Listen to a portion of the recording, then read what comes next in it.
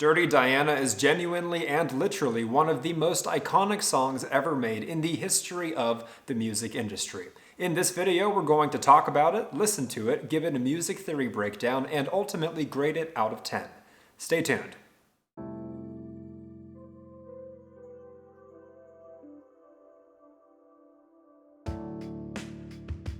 Hi everyone, my name is Francis. If you are a fellow nerd for music, such as myself, who appreciates in-depth reviews and analysis of songs, click the like button and subscribe to the channel. And of course, since my videos are not monetized, if you would like to support the hard work I put into them, you'll find a link in the description below. Alright, now before we give the song a listen, first let's briefly talk Dirty Diana by Michael Jackson. Dirty Diana is from the album titled Bad, released in 1987. Bad is Michael Jackson's 7th studio album, or technically his 22nd studio album if you include the works by the Jacksons, which in my opinion is absolutely mind-blowing considering the fact that at this time Michael Jackson was only 29 years old. The album was collaboratively co-produced by Michael Jackson and Quincy Jones, incorporating a multitude of genres such as pop, rock, funk, R&B, dance, soul, and hard rock, including innovating and pioneering new recording technology of the time, making it a very sonically and stylistically influential album, which set the trend for many other artists and bands to follow. The album also set the standard for innovation in music videos, following the success of music videos and/or short films such as Bad, Smooth Criminal, The Way You Make Me Feel, and Leave Me Alone. Lyrical themes of the album include media bias, paranoia, racial profiling, romance, self-improvement, and world peace. At the time of its release, Bad was easily the most anticipated album, debuting at #1 on the Billboard charts, selling over 2.25 million copies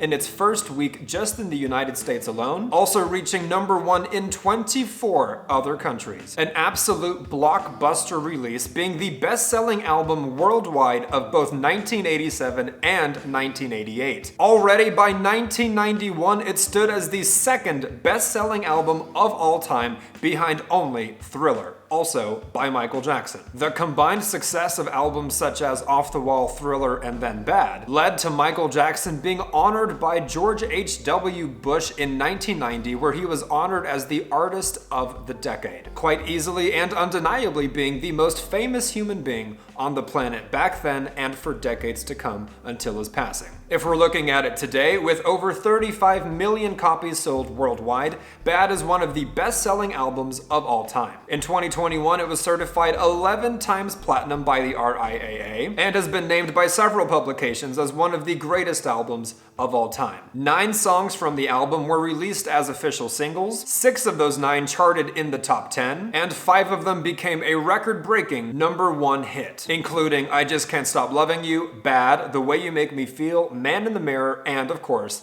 Dirty Diana. Regarding Dirty Diana, it was the 5th single from the album and was a commercial success worldwide. Of course, charting at #1 in the United States and also charting within the top 10 in multiple countries, including the UK, France, Italy, and New Zealand. Some other notes regarding Dirty Diana. For starters, Dirty Diana played a significant role in the evolution of Michael Jackson, forever mutating, forever reinventing himself, his sound, his production, his vocals, his overall style. I wholeheartedly apologize for bringing race into this, but you have to remember, at this point in time in the music industry, there was a glass ceiling for black artists. There was a box that black artists were in. That box looked a lot like Michael's career with Motown and his album Off the Wall. Songs like Don't Stop Till You Get Enough or Rock With You, for example. That was the type of music that was expected of black artists. R&B, disco, funk, soul. So what Michael Jackson would eventually do is shatter that glass ceiling with songs like Beat It, for example, a hard rock song with a guitar solo by Van Halen, and then of course, yes, Dirty Diana.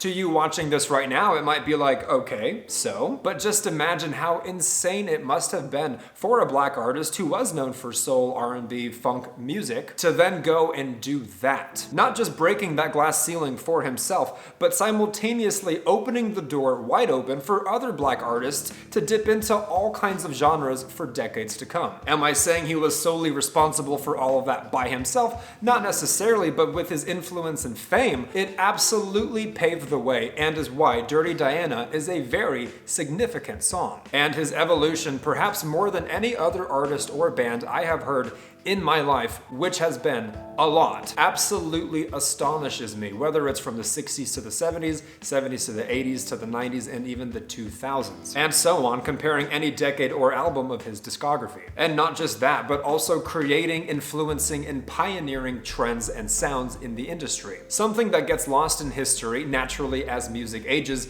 is that Michael Jackson's work was never on trend. It was rarely on trend. It was creating and setting a new trend for everyone else to follow, approaching it with innovation and creativity, which in my opinion is something that we just don't really see anymore from any current artists. That is something that Michael Jackson did, whether or not you're a fan of his work. Now, something else worth mentioning, perhaps on a more lighthearted note, is the association of this song and Diana Ross. Obviously, the lyrics to this song are about a groupie, but for many years, the choice in name was largely speculated. And actually, such a big deal was made out of the name that when Princess Diana went to see Michael Jackson live, he had the song removed from the set list out of respect for her, and then turns out it ended up being her favorite Michael Jackson song, so he kept it in. But regardless, the speculation of the choice in name was rooted in his relationship with Diana Ross. According to most people and Michael Jackson himself, for many, many years, he was madly in love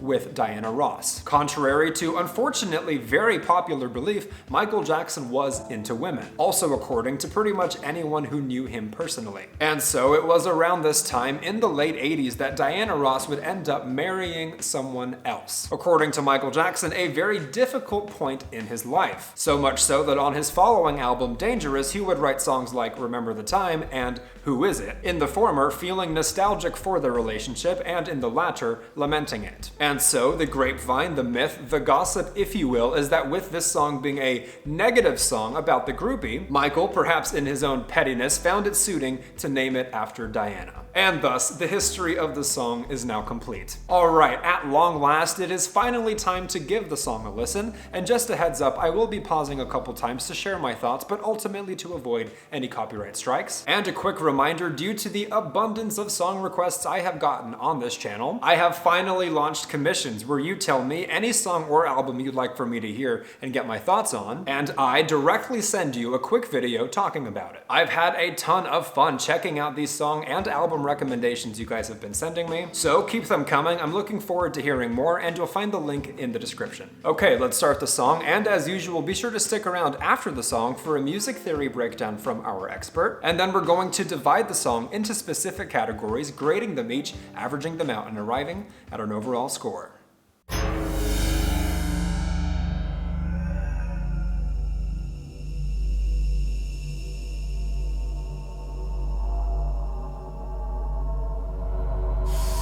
Interesting production, like right out of the gate. Giving it a live feel, even though it's a studio recording. The reverb on the vocals. You never make me stay, so take your weight off of me. I know your every move, so won't you just let me be? I've been here times before, but I was too blind to see that you seduce every man. This time you won't seduce me. Just saying that's okay. Hey baby, do what you please. I have the stuff that you want. I am the thing that you need. She looked me deep in the eyes. She touching me so to start. She says there's no turning back. She got me.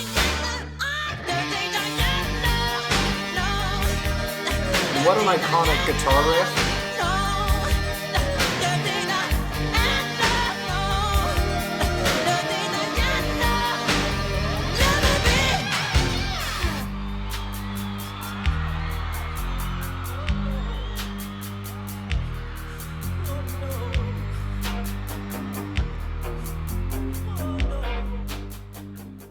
Thoughts so far regarding the song itself. Compositionally, obviously it's very simple, it's nothing complex or intricate. Production is of course exquisite as to be expected, but even that isn't necessarily earth-shattering or mind-blowing like other Michael Jackson songs before or after. When he wanted to flex anything from composition to production to writing to vocals to originality, etc., he would. Obviously, where this song in particular shines would be in the writing and the vocals. And on that note, what never ceases to amaze me is the chameleon nature, if you will, of Michael. You can take a guy who's done songs like Who's Lovin' You, or She's Out of My Life, or Billie Jean, Human Nature, whatever it might be, and tell him, in theory, to write a hard rock song with adult, more mature lyrics, and a vocal delivery pretty much unlike anything he's ever done before because the genre calls for it, and then executes it not just to perfection, but to an extent that would become one of the most iconic songs of all time.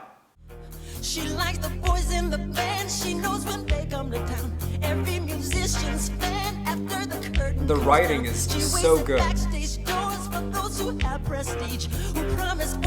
People don't often think of him as a great writer, but they should.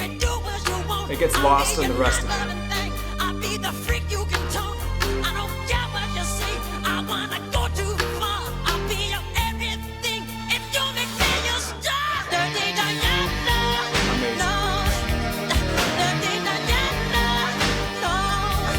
This song has been covered by so many different artists and bands as well, thanking him for writing a song like this.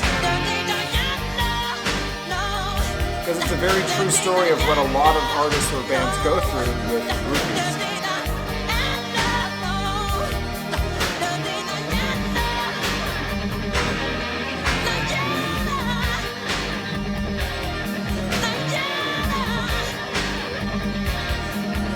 Outside of a metal growl, there really wasn't much Michael could not do with his voice.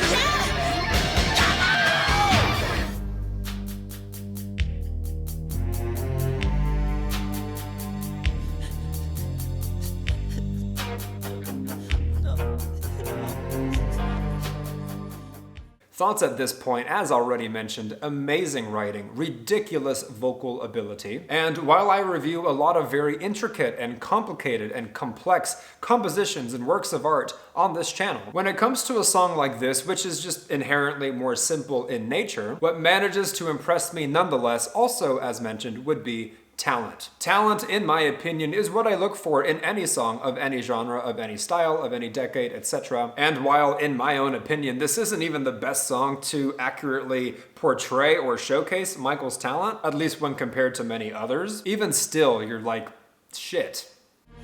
She said I have to go home, so well done. I'm retired, you see. Now I ain't sleeping alone, why don't you come with me? I sent my babies at home, she's probably worried tonight. I didn't call on the phone to say that I'm alright. Diana walked up to me, she said I'm on yours tonight. And then I ran to the phone, saying baby I'm alright. I said but unlock the door. And the thing is, he never lost the soul in his voice. And in my opinion, that's what made him such a strong vocalist, regardless of what genre of the song he was making. Because he sang it with such passion, given his Motown roots.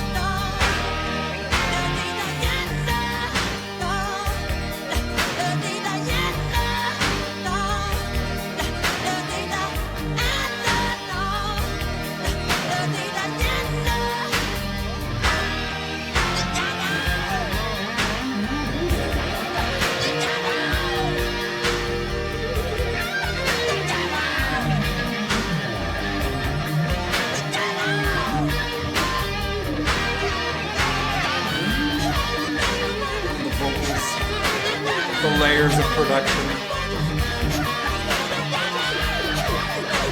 Amazing.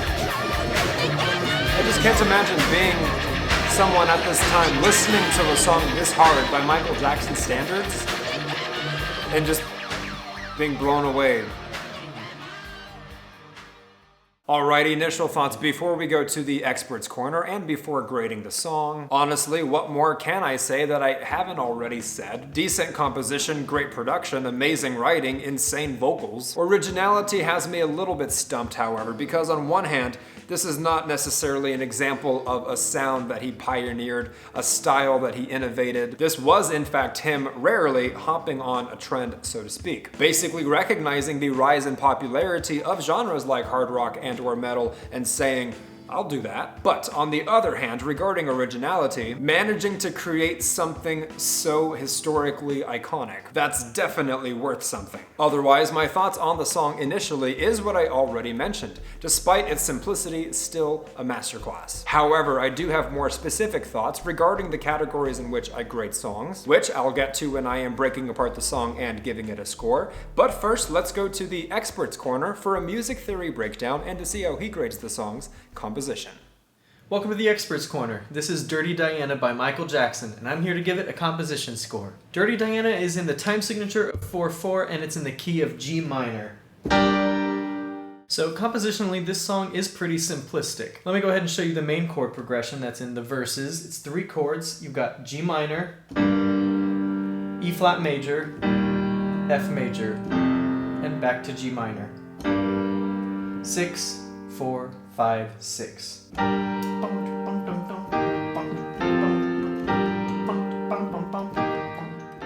And then in the choruses, it's almost exactly the same thing, just without that F major in the middle. So you've got G minor, E flat major, Dirty Diana, no. It's all pretty simple stuff, but I would feel like it's unfair if I didn't mention the cool chord leading from the verses into the chorus. You've got like a D sus4, not coming back because you're sleeping with me, D dominant 7. It's a nice little bit of flavor. So overall, the point of this song is definitely not its composition, it's production, its vocals, its lyrics. While it does have some great arrangements, great guitar solo, nice melodies, its overall composition is really nothing special. So this one's gonna get a 6 out of 10 from me. Back to you, Francis.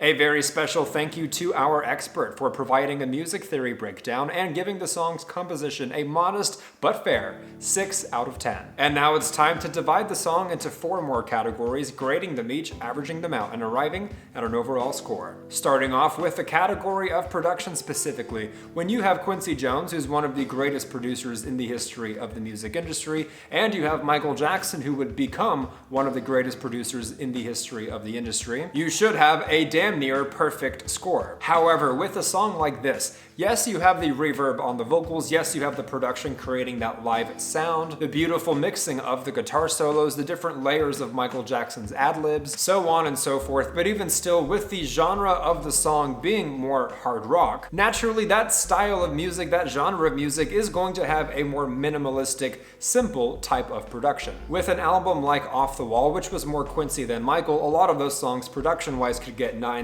or 10s. If we're talking about Thriller, which is about half and half Quincy and Michael, productions on those songs could get 9s or 10s, and Bad, in my opinion, was a bit more Michael than Quincy in terms of production, and many songs on Bad, in my opinion, warrant 9s or 10s in the production category. But with this one in particular, for the aforementioned reasons, I'm going to land at an 8.5, which is very great, but not quite amazing. Up next, we have the category of lyrics. In my opinion, they are very well written. You also have to factor in how influential and iconic they would become. I do think this song in particular is a fine example of some of Michael's best writing. The proof is in the pudding when you read along as you listen. However, I would not be objective if I were to just ignore that the chorus of the song is basically Dirty Diana over and over and over and over. The ad-libs of the song are some variation of Diana over and over and over, albeit beautifully executed. So I think if we're talking about just the verses themselves, it would get a higher score, but I just can't ignore the rest of it either. And so even still, weighing all of that, I will be giving the lyrics to this song yet another very great, but not quite amazing, 8.5 out of 10. Moving on to the category of vocals, I mean, you guys just heard what I just heard. It was, in my opinion, a vocal masterclass. You had soft when you needed soft, you had absolute power when you needed power. In addition to the vibrato, to the falsetto, to the belting, you also have ad-libs that are excruciatingly difficult to execute and were executed perfectly. You have vocal harmonies in terms of how it was produced on top of each other, mixing beautifully. In my opinion, while there are songs with even more impressive vocals than this one by Michael Jackson, this one honestly still has to be up there. You also can't deny the evolution because vocally speaking, this is a far cry from what he was doing even 1 or 2 albums prior. All in all, blows me away. I will be giving the vocals in this song a very rare 9 out of 10. Alright, arriving at our final category of originality. I did briefly touch on this earlier in the video, so I'll do my best to keep it brief. On one hand, you have Michael Jackson adopting a sound that was rising in popularity at this point in the music industry. Bands like Metallica or Iron Maiden were absolutely exploding. So in that sense, it wasn't necessarily very original of Michael Jackson to adopt a sound that was not his own. That is the antithesis of original. But then again, on the other hand, to do it so beautifully, to do it so effectively, to do it so masterfully, to turn it into a literally, I don't use this word lightly, but literally an iconic song. That to me is worth something. In a certain way, you did create something so original, you made it so your own that everyone everywhere heard it for years to come, for decades to come. And I might add, at that time, people who weren't really into Michael Jackson or his style or the pop brand that he had, of course not really knowing that he could do many more genres, even still, a lot of those people who would otherwise write him off because of a song like Dirty Diana started listening. All that to say, in my opinion, historically speaking, if nothing else, the originality in this song warrants